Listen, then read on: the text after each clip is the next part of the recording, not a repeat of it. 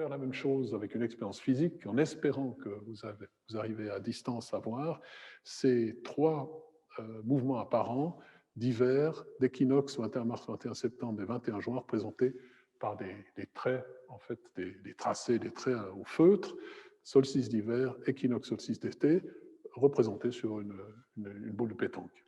Alors, la configuration actuelle, j'espère que vous convainc qu'elle correspond à celle que vous avez vue sur le slide,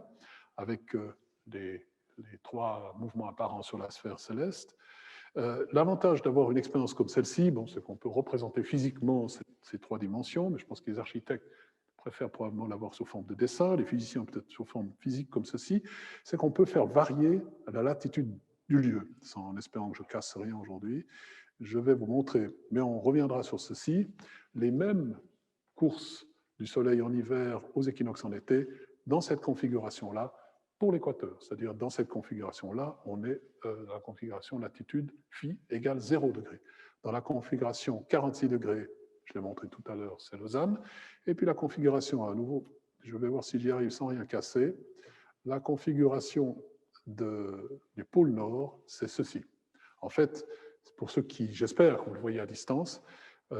qui arrivent à voir l'image bien, elle doit être normalement de haute définition, j'espère que ça marche,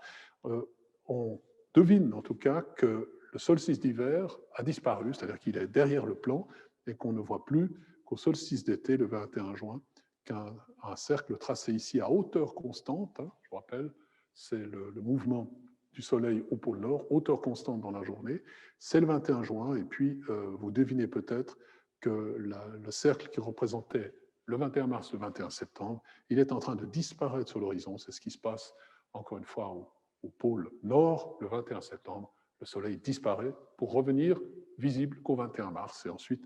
obtenir ce Soleil de minuit, c'est-à-dire ce parcours autour des têtes, de la tête des habitants du pôle Nord, pour autant qu'il y en ait, ou des ours blancs, je ne sais pas, à une hauteur qui est constante et qui vaut delta, la déclinaison.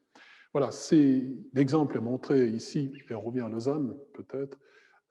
pour nous motiver. On revient à Lausanne pour voir que c'est entre les deux. On reverra d'une autre manière ces mouvements apparents du Soleil par des animations qu'on a créées, de manière à bien vous les faire, entre guillemets, digérer, bien comprendre, avec, encore une fois, un héliodon qu'on a créé par nous-mêmes,